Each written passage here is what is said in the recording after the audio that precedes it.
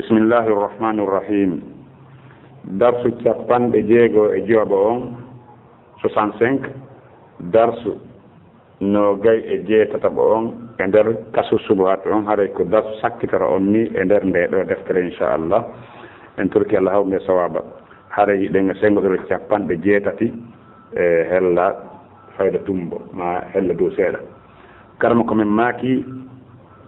walakin koni alayka no fayma bi faami faamugol ayatayni ayaje ɗiɗi min kitabillahi immorde e deftere Allah nden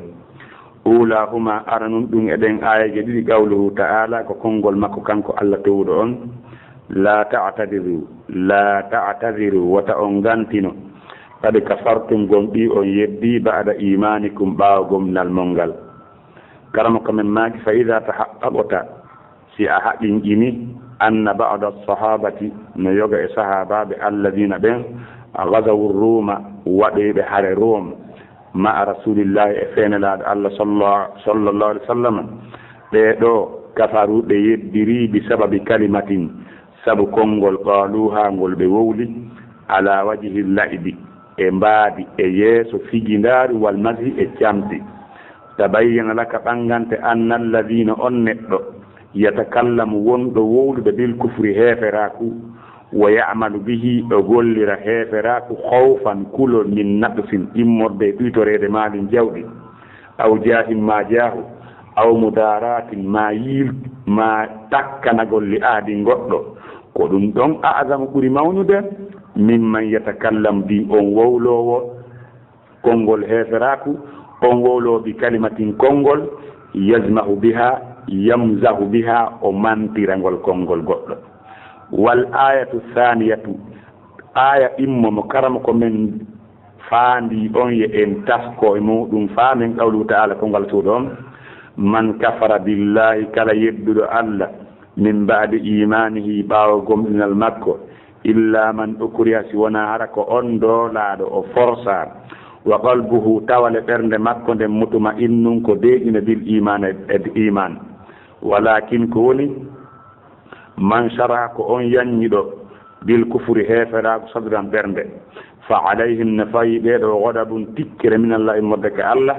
wala hum no wodani ɓeeɗo azabu ledde azimu mawnude dhalika ko waɗi ɗum bi annahu mustahabbu lhayata dunya ko tawde ɓe suɓike ɓe yiɗi gurdan aduna ɗan alal akhirati e hoore lahara al ayatu ha kaaya o lanndi ɗon kasimore na hal falam ya'durillahu Allah jaɓanaali nganto min haulai e nder ɓeeɗo heeferɓe ɓaawo gomɗinal maɓɓe ngal illa si wona man ukriha on doolaɗo ha o heeferɗi ma a kawnihi wondude e on doolaɗo ha o wowli ma o huwi na o heeferɗi si wona on doolaɗo ma a kawni wondude e laatagol ɓalbihi ɓernde makko nde mutuma innan ko deeɗi ɗum bil imane e gomɗinal wa amma gayru hada amma on mo ɓernde on mo doolaka tawi ɓernde makko ne no deeƴi fagade gomɗi kafarare on ɗon heeferɗi ɓey baɗa imanihi ɓaawo gomɗinal makko sawa un no foti noon fa'ala ko o heeferɗiɗi ko o waɗiri konko o waɗi khawfan ko kulol aw mudaratan ma ko yiltangol goɗɗo aw masahhatan ko rerɗangol awa bi watanihi nokkure makko nden aw ahlihi ma yimɓe makko ɓen aw asiratihi ma gorol makko ngol aw maalihi ma jawɗi makko ndin aw fa'ala ma ko o huwiri konko o huwi ala wajhi lmazhi ko e mbaadi campi aw li gayri dhalika ma ko hina ɗum ɗo min al awrabi immorde e faandundeji illa si wona al mukraha si wona har ko doolaɗo on fal ayatu o aya ɗo tadullu no tindina ala haga e hoore ko wowluɗen ɗo min waɗi hayni jeeke ɗiɗi mbaadiji ɗiɗi al awwalu ara nun ɗum qawluhu ko konngol Allah illa man ukriha si wona on doolaɗo falam yastafni llahu Allah ittitali ta'ala to ɗon e nder maɓɓe illa al mukraha si wona doolaɗo on wa ma'lumun no andade anna al insana wonde no neɗɗanke la yukrahu o dooletake illa si wona alal kalami e hoore haala awil fi'li ma gollal wa amma aqiyatul qalbi amma finde ɓernde nden fala yukrahu on tigi dooletaake fala yukrahu dooletaake ahdu gooto alayha e hoore ɗum ɗon wasani ɗimmun ɗum e jeekeɗen ɗiɗi qawluhu ta'ala ko konngol tuuɗo on zalika ko waɗi ɗum bi annahum sabu kamɓe istahabbu lhayata dunia ɓe yiɗi gurnan annaɗan ɓe suɓike ɓe ɓurni alal akhirati e hoore lahara fa sarraha allah laɓɓini anna al kufra no heeferaki ɗum wal adaba e lette ɗen lam yakun laataki bi sababi l itiqadi sabu finde wal jahli e majjere wal bugude e ngaygu e anigol liddino dina kan wa mahabbati l kufre yigol heeferaki wa innama sababuhu andin sabu mum on anna lahu ko tawde no woodanmo fi dhalika en ɗo haddon jeɓal min hududi dunia immodde e jeɗe aduna atharahu o tourni ɗum ala diine e hoore diina kan wallahu subhanahu ko allah mo senade wodani wa ta'ala towi a'lam ko kanko ni andi ko oni ko andi wa a'azz kanko ɓuri teddude wa akram kanko ɓuri teddude wa sallallahu yo allah juuɗu ala nabiyina do annabajo men on muhammad wa ala alihi do ɓengure makko nde wa sahbihi e sahaba makko ɓen wa sallama sinaɓe yilta ɗen kadi alhamdulillah sawab karma ko min maaki toujours ɓangingol o ɗo masala mawde ɗo mo wonɗen e timminirde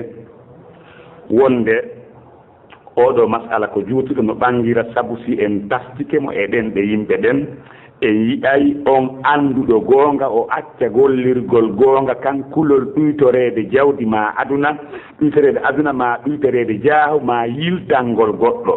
a yiyay kadi gollireɓe goonga kanka feeñi yani gollireɓe goonga kanka feeñi tawa na ndertaɓe fiɓaji ka ɓernde maɓɓe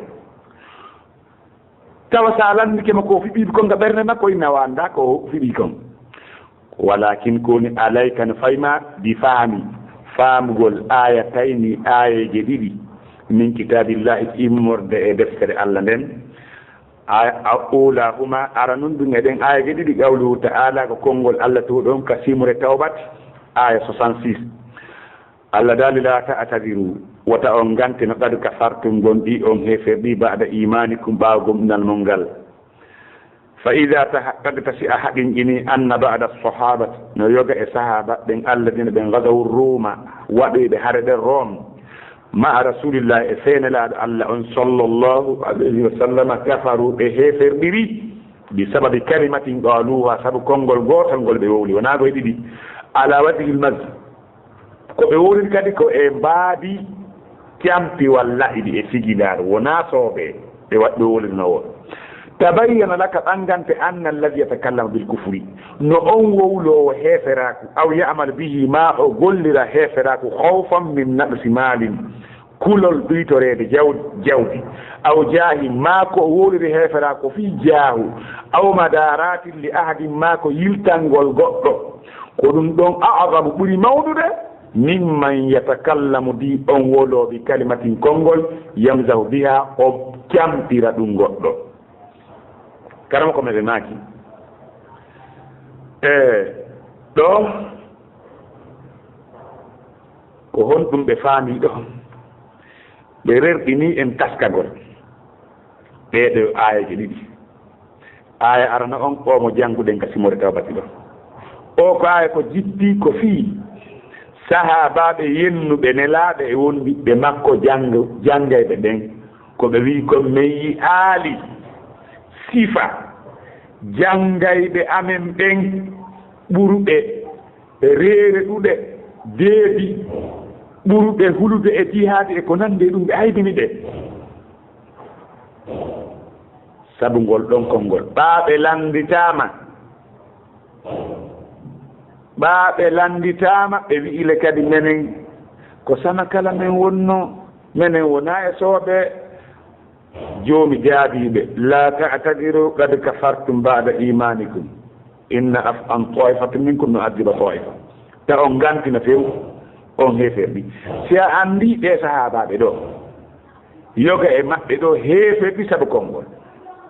ngol ɓe wowli andayde ɗum no hulɓini ka tawale kamɓe wona fi reɓi jawdi wona fi laamu wona fi jeɓal aduna wona hulgol goɗɗo ko e mbaadi sama kala woɓe wowliti ɓeɗo fan heferɗi andi e ja noon ko ɓuri hulɓinade ko neɗɗo wonɗo heferɗirde sabu laamu ma sabu heɓugol visa ko pellet yaaɓe Europe ɓen ɗo ko ɓuri kon e ɗuuɗude e maɓɓe ɓe jonnetaake nationalité ɓe jonnetaake toon kaydi si wonaa ɓeɗoto haa on tigi heeserɗe taw ɓaasa yehi to ko goo on siko 50 ans marɗaa ko go on ko yaa wii taw ko 15 ans marɗaa harno heɓe sutii wonde ko a jooma ɓiɓɓe wakkiloɗaa nden fenaande ɗon fiyayɓu kaydi la ilaha illallah ɓe jogoma ko a booɓe ɓe lootama ɓe dankoma si a bonnoyi ɓe nda ko boobo anni ardaneelammo ga tawan kayɗa waɗa piiyoy sama kala hoy bonnaa ahi ɓeɗo to haa ɓe jatta diina ma kan few junngo ma taw ɓe accama toon e kan haa ɓe lamna hettugol diina ma kan junngo ma taw few ɓe itta few diina ma kan si ɓe jonnama kaydi taa ɓe hula bone ma o hannde kadi hiyon ɗum hi jawdi a juulata ɓeewo tan wal atu thani aaɗi mo gawlu taala allah towɗon daali man kafara billahi min ba'di imanihi illa man ukriha wa qalbuhu mutma'innun bil imani ولكن من شرح بالكفر صدرا فعليهم غضب من الله ولهم عذاب عظيم ذلك بأنهم استحبوا الحياة الدنيا على الآخرة إلى آخر آية الله تودون داري من كفر بالله كلا يدد الله من بعد إيمانه باونده وقوم بني إلا من أكري سيونا هناك دولا وقلبه مطمئن بالإيمان درن مكة ننتبق دي إلى إيمان ولكن كوني تو من شرح كون ينيب بالكفر هفراك صدرا درن مكة فعليهم نفيد غضب من الله تكر إمودك على تكنو جهنم ونارتمو ولهم نظن بعذاب لتعظيم مغنود ذلك بتونيا كنونغوي كوالدهم بأنهم مستحبوا الحياة الدنيا كتبوا تاوي بيدي غرنان أندان على الآخرة إهور لاهرة كتبوا بيدي غرنان أندان إهور لاهرة ɗum noon allah subhanahu wa ta'ala o daali ka alqur'anare o laɓɓini kadi pos wonde o laɓɓini kadi wonde fa amma man tawa amma on bewɗo wa asara al hayata duniya o suɓi gurdan annaɗan o suɓi gurdan annaɗan endo ɗay o suɓi gurdan annaɗan fa innal jahima no jahannama hiya al ma'wa ko ɗum yerde makko ko ɗum waɗi ardaɗo dhalika bi annahu mustahabbu al hayata ad dunya ala al akhirati wa anna allaha la yahdi al qawma al kafirina أولئك الذين طبع الله على قلوبهم وسمعهم وأبصارهم وأولئك هم الغافلون لا جرم أنهم في الآخرة هم الخاسرون سكيو على يكون بيرد بالآخرة لم ينكو بهبي كرمكم من لا بني يندو ين أندو كوني سابو جيبا قولو آية كو أمار بن ياسر nde tawno Ammar ibn Yasir Abu Jahal hendike mo kanko nde tawno ko hari ko e li kongol Abu Jahal Ammar e Yasir be makko e biro makko Sumayya tade woni Abu Jahal non o hendi ɓe ñande go Abu Jahal ari ka suudu tawiɓe jangude aya Qur'an ɗon wala nasbiranna ala ma adaytumuna simore Ibrahima fentadani jippi Abu Jahal yiyay o nangiɗe o lettiɗe ha Sumayya o wari Sumayya nene Ammar o yirti o wari Yasir ɓe tampini Ammar ha Ammar wowli ko ɓe faala kon o dogi ɓe akkitimo o dogi hay ka nelaɗo hewtugol maɓɓe woɓɓe Ammar kan heferɗi nelaɗo maki ko honno tawruɗa ɓernde ma nden sanga wowluɗa o wi ɓernde an nden no deeƴi e hoolagol wonde Allah ko reweteɗo ka won nelaɗo Allah on teɗana no deeƴi nelaaɗo maaki sallallahu sallam siɓe fillito kadi fodde ɓernde maɗa no deeƴi ka deeƴi ɗon falam yadirullah Allah jaɓana Allah gantinanaaki ɗo min haula e ɗeɗo illa man ukkure si wona on doolaaɗo ma a kawni qalbihi wondude e laatogol ɓernde makko nde mutuma innum bil iman ko deeƴine iman wa amma gayru hada amma o mo tawi ɓernde mum deeƴa iman o doolaaka faqad kafara wonɗo oɗo heferɗiɗay baada imanihi ɓaawa gomnal makko sawa'un foti fa'alahu ko o huwiri konko o huwi khawfan ko kulol min mudaratin immorde e yirtangol goɗɗo aw musahhatun ma ko reere ɗangol suhha wa man yuqa suhha nafsihi suhha ko dererako reere ɗangol mi wattani i nokkure makko aw ahli ma ɓengure makko aw ashirati ma gorol makko famille makko aw maalihi ma jawdi makko oɗo aw fa'alahu ma ko huwiri ala wajhi al-mazl ko e mbaabi campi aw li gayri dhalika ma ko hina ɗum ɗo nel agradi immorde e faandundeji illa si wona man ɗokkoriya ittitaka sona on doolaɗo nam kalma komin ɗum naaki fal ayatu tadullu ala hada min wajhayni aya on no tindina e ko wowla kon ɗo mbaɗiji ɗiɗi ko wowla ko wonde mo heeferɗi ɓa no woodi yimɓeɓe no heeferɗiɗa jeɓe woɓɓe heeferɗiɗay sabu jawdi woɓɓe heeferɗiɗa sabu anigol diina kan tu woɓɓe heeferɗiɗa sabu debbo woɓɓe sabu laamu woɓɓe ɗuuɗi façon ji woɓɓe sabu yiɗugol teddungal ɓe heeferɗa aya on tindini ɗum ɗo mbaadi al ula ara ɗum illa man ukriha qawluhu illa man ukriha allah si wona on doolaɗo si wona on doolaɗo falam yastasnillahu allah ittital ta'ala to ɗon illa al mukra na on doolaɗo wa ma'lumun no andade anna al insana no neɗɗankel la yukrahu o dooletake illa alal kalami si wona e hoore haala awel fi'li ma gollal wa amma aqiyatul qalbi amma finde ɓernde nden fala yukrahu alayha dooletake e hoore mo aɗuma e gooto goɗɗo wata wiide forcé fo fiɓoɗa ɗum ɗo ka ɓernde ma fiɓa ɗum ka ɓernde ma o ɓernde la yasal ala illa llah anda koni ka ɓernde subhanahu wa ta'ala innahu alim bidati surur والثالث منهم قول تعالى في الرندالي ذلك بأنه مستحب الحياة الدنيا بيدين قلنا أن الآخر هو الآخر فصرح الله لا من أن الكفر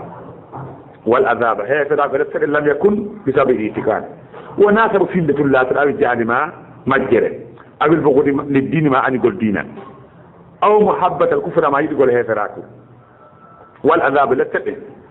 هيفراكو إنما سببه كون سببه أن له في ذلك كو هيفر ko sabu tawi no wodde ɗum ɗum ɗo hazzan jeɓal min hudude dunia immorde jeɗe aduna fa atharahu o suɓi o ɓurni ngal ɗon jeɓal ala diine hoore diine kam wallahu subhanahu wa ta'ala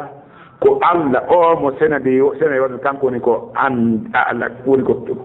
alam andi wa sallallahu ala nabina muhammad wa ala alihi wa sahbihi wa sallam tasliman kathira e haray karama ko men ɓe yeetikelere oɗo aya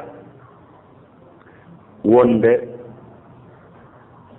no yimɓe ɓen heeferɗiɗa e ɓe sabu jaahu ma jawdi ma hoore yaagal immode jeɓeji aduna donc haray yen anndu wonde karama ko men ɓe laaɓani en e to ɗen ta en hulu goɗɗo ɗaɓɓen wele alten ɗaɓɓe wele yimɓe ɓen haray karama ko men ɓe timminiri nde deftere maɓɓe cheikh islam Muhammad bin Abdul Wahhab rahimahullahu ta'ala ɓe timniri kaso subaate maɓɓe on ɗo ruttugol gandal ngal ko Allah subhanahu wa ta'ala e juulugo salma wonno laaɗa on annabajo Muhammad sallallahu alaihi wasallam ko ɗon lanniri nde ɗo deftere kaso subaat ɓen toro Allah subhanahu wa ta'ala yo Allah okku baraji kamɓe wallifir nde ɗo deftere ko ɓuri moƴƴude e baraji yo Allah okku kadi Muhammad bin sallallahu alaihi wasallam sarho nde ɗo deftere okki en nafoore jiɓi nder ga Allah subhanahu wa ta'ala waɗan enen kadi jeɓal immorde e baraji firgol nder deftere e pular yo Allah okke entre baraji wonɗo jentare ngol ɗo konngol en turgal subhanahu wa ta'ala hawtodiri en e makko e feenelaaɗo Allah on e dendaangal wondiɓe makko gomɗi mo jokkini laawol makko ngol Allah hawtode maɓɓe galle teddungal Allah ko o woni tedduɗo ko woni mawnuɗo en turi kala subhanahu wa ta'ala hirsina en be kam womme buurde mun do ni wa docteur Mouhamadou Wuri Bari e ko nande ben yo Allah hisina en be okka en naforeji gande mabbe nen gurdam mabbe e bawande be hoti kala subhanahu wa ta'ala turi gande jettata Allah ne welabe alhamdulillah rabbil alamin en yetti Allah en turi kala subhanahu wa ta'ala hawle sawaba yalla subhanahu wa ta'ala en faji ko derga fo hare en jarni ala tawde onen ni en firgol le damatin diini ila kan fuddi haka hewti do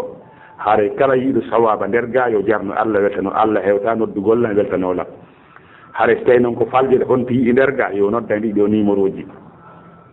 yo noddan e der do numéro ji 622 12 34 71 madum 655 56 mi falji 655 56 tigile 16 34 mi 655 56 16 34 numéro jandi non si on tino dilan do fi won do noddirtalan si o yi faljere der ga mo faala la yiltande mi da weltani mo ko sade makko toli amma wi gol ko hunde kari ma hunde kari hare don yontigi tuttaran lan Allah ko dum buri faalirede on tigi yalla hawle sawaba wallahu a'lam